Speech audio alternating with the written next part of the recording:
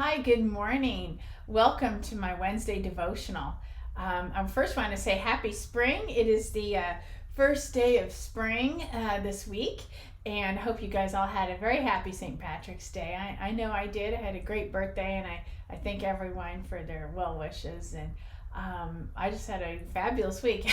I love St. Patrick's Day. It's a great holiday. There's no pressure, it's just fun. And so, hope you guys had a great weekend and happy spring. We got Easter coming up here in the next couple weeks, so lots of great things, reasons to smile. The sun is shining. It's our first warm day here in the DC area, and flowers are starting to bloom on the trees, and the cherry blossom festival will be starting here shortly. So anyway, so it's just springy and fun.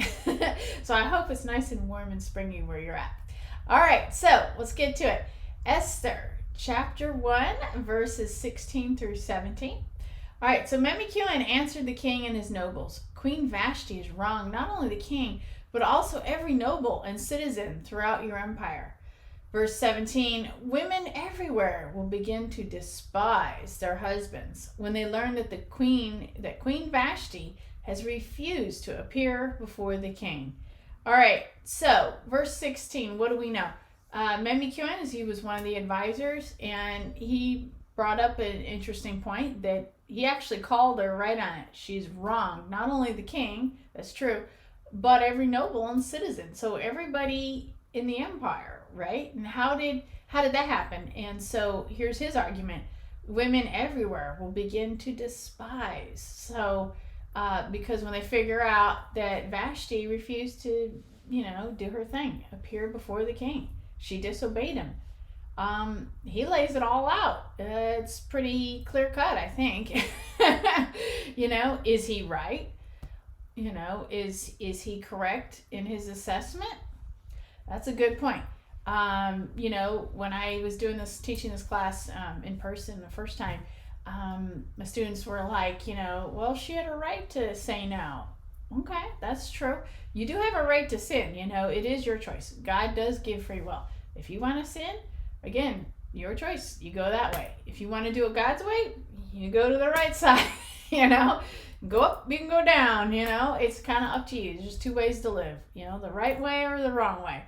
And unfortunately for Vashti, she chose the wrong way. There's really no other way to get around that. And you could argue, well, it's okay, and what's wrong with that? And she's told him, and blah blah blah. She had control or power. Well, not really. Only for about a split second, because after that she does an exit stage left. We never hear from her back in the Bible. We're not even going to hear about her not long after this, and the Bible keeps moving along, and because as you know, Esther will be coming into the scene here. So you just kind of have to ask yourself, since Vashti did really technically, we could argue her disobedience was the beginning and rise of feminism and women questioning. Okay, that is true, but Menucan brings up a good point, that women will despise, because other women will be like, well, wait a minute, if the queen can do that and get away with it, then I could do it. And that's why they're gonna punish her or whatever. They don't really say whatever form of punishment, but she's out. She's definitely fired because a new queen's gonna come in. So we'll just say Vashti lost her job. Okay, she lost her job. So then you got to ask yourself, what is the right way? Is it good to despise your husband? Is this feminism a good thing? Like, what are you getting out of it? Yeah, you get some short-term gains. Oh, Vashti stuck it to him. She embarrassed the king in front of all his friends and everything, Okay, but what's the long-term goal? Is that really what you want? Because now he's angry, you've lost your job, he doesn't like you anymore. They always said Vashti was beautiful, but beauty, it comes and goes. You got to look in the heart. Was her heart right? No, she was clearly, for whatever reason, and we don't know, not happy with her husband. What does that bring you? Just strife and chaos and unhappiness and loneliness in a marriage, people not getting along. that isn't fun. It's just stress. Me, I just want love and light and happy things and get along and have things work out well. And I think Esther's probably the same way. That's probably why Esther was obedient. She wants to be on the right side of things. So you got to ask yourself, is this feminism thing working? I don't know. And now we're in 2023, where there's high divorce rate. Kids are doing just terrible in school because of their parents are fighting, or getting a divorce, or something's going on. It's just so sad, the brokenness. I really think we need healing, and not brokenness. Brokenness doesn't help. It just creates more anger. We need some solid solutions of love and respect, because I think that's what a lot of people, I think men and women want respect. It needs to go both ways. Obedience and respect, they need to respect each other. It needs to be the yin and the yang, right? So, all right. Well, I know this is a short one. This is a tough topic, and I had to really think about this one of, where are we going with this? Was Memi Kuhn right? Is this a good thing or a bad thing, especially now in 2023?